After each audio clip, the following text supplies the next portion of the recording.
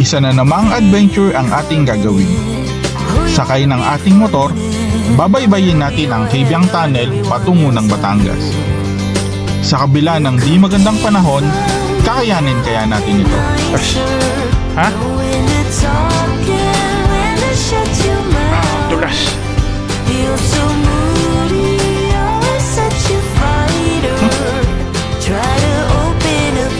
Off-road. Skid. Dapat ka na lang. Tinamaan ka? Ha? Hey guys, good morning. So today is Monday, August 25. Holiday dito sa Pilipinas. So it's already 7:30 AM. So as usual, late na naman kami umalis. So sana hindi siya ganun ka-traffic para smooth ang biyahe namin.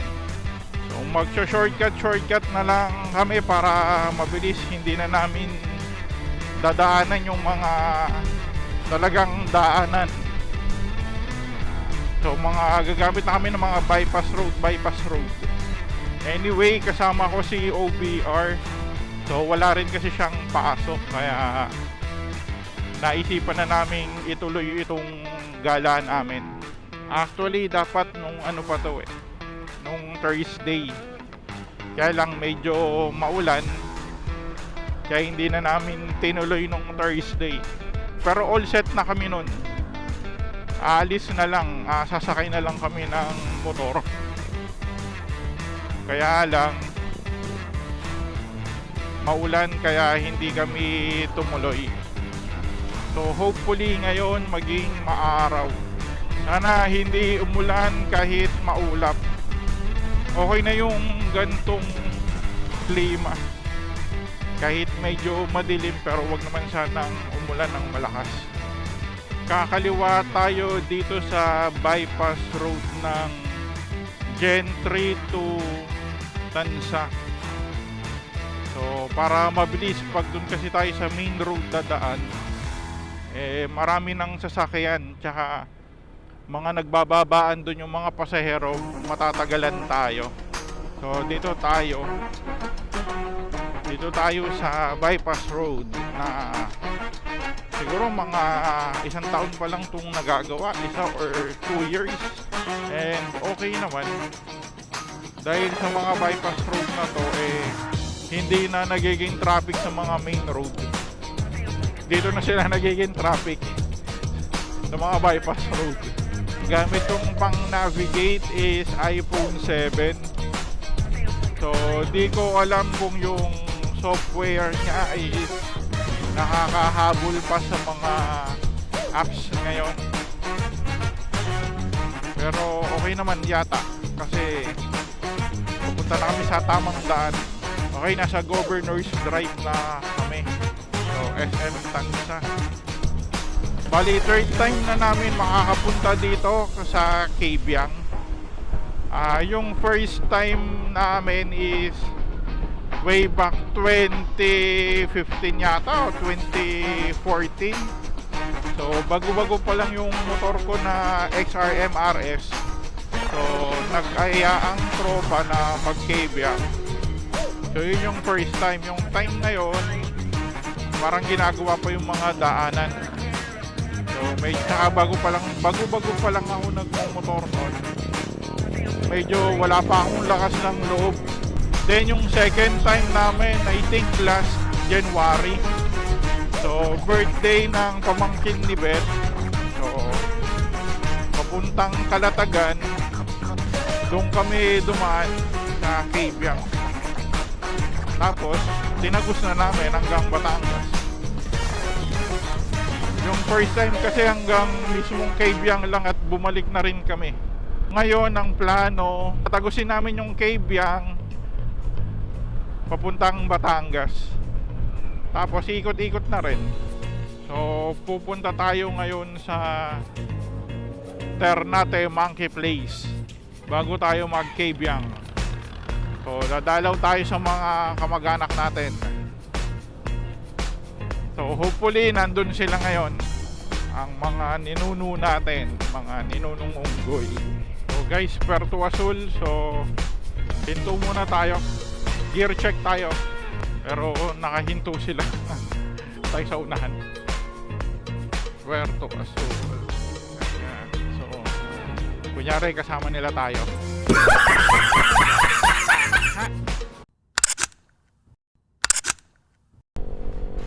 Yan, ganda na ng view. Di lang ako makalingon at baka malaglag tayo. Kasi paliko-liko eh. So dahan-dahan, makakarating rin tayo. Nung unang punta namin dito eh, nag-overshoot ako. Buti sa gitna, hindi papunta sa bangin. Wow, ganda ng view.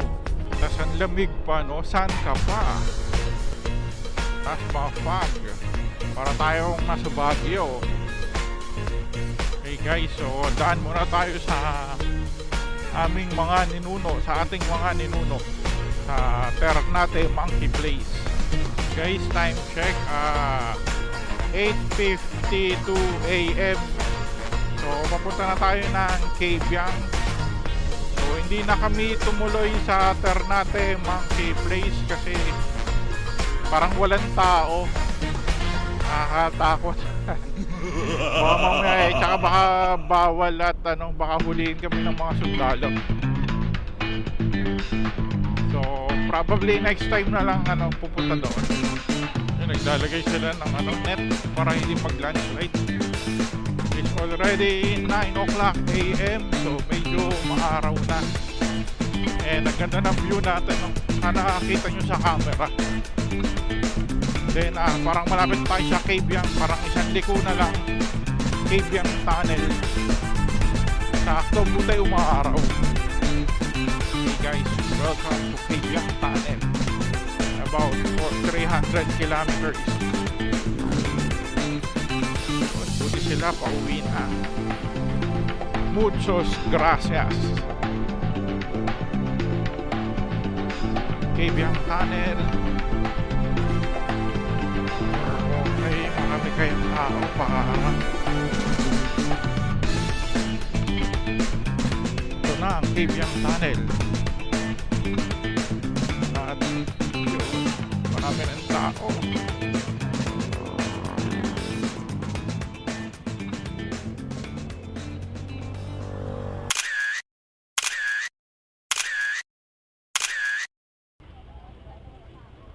Okay guys, so dito na kami sa Kabyang Tunnel. And papunta na kami sa next destination namin. So actually wala na kaming next destination eh. So babaybayin na lang namin itong daan papuntang Batangas. So yun, alis na kami. So pasok na kami ng tunnel.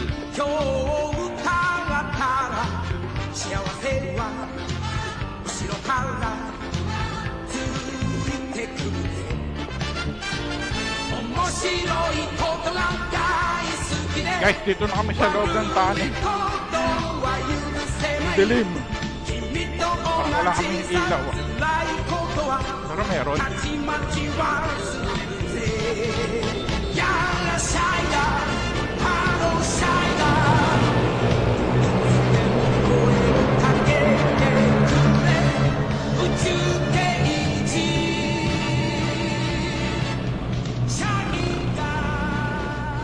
So ito yung kabilang side ng tunnel. So ganon din. May picture din. Okay, so papunta na kami ngayon ng Batangas. So enjoy na lang natin yung scenic view dito. And hindi ko rin kasi alam tong lugar na to. So ngayon lang rin ko talaga to mapupuntahan ng ganito, nakamotor. Kung pupunta pala kayo dito, ang suggestion ko, gumamit kayo ng maps. It's either Waze or Google Map. Although wala naman tong ibang daan eh, wala naman pasikot-sikot dito, pero sa ganun kasi makikita nyo kung pakurbada o okay lang na magmabilis. So mas maganda kung naka-maps kayo,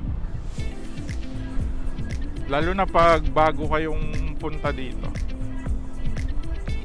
Pag first time yung magpunta dito, so yun, I suggest gumamit kayo ng maps.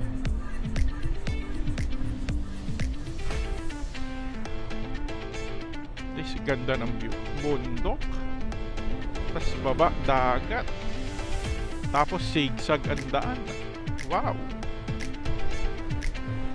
ang ganda, parang ang sarap huminto. Kaya lang pag huminto tayo, malamang sisingilin tayo. Parang dun lang sa tunnel, yung mo huminto lang kami, napabili tuloy kami ng pasalubong. Anyways,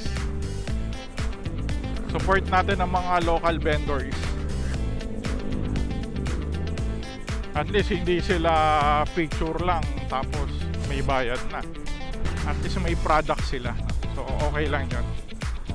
Let's support them. Wow, ganda ng lugar. Pwede yata huminto dito. Sumuminto? Wala mong bayad yata. Hinto tayo. Guys, hinto tayo. Hinto tayo, guys. Dito. Yaw. Ayun. Ayun.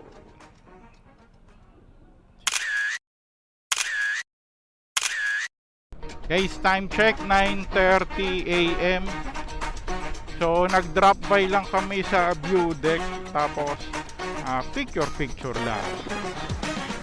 So ngayon, yun, papunta na kami ng Batangas. Guys, ang ganda, bundok, sulit sa view. Yun nga lang, mainit. Oh, patay ka.